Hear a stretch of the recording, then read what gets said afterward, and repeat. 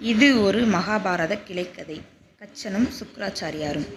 கச்சன் தேவர்களின் குருவான பிரகஸ்பதியின் மகன். சுக்ராச்சாரியார் அசுரர்களின் குரு. கச்சன் சுக்ராச்சாரியாரிடம் கல்வி கற்க செல்கிறான்.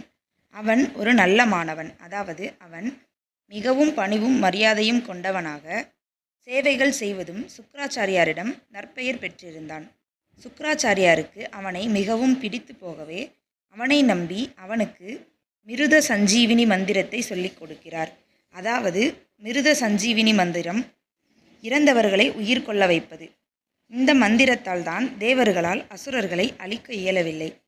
உண்மையில் அவன் நோக்கம் கல்வி அல்ல. அவன் அந்த மந்திரத்தை கற்று தேவர்களுக்கு உதவவே அங்கு வந்திருந்தான்.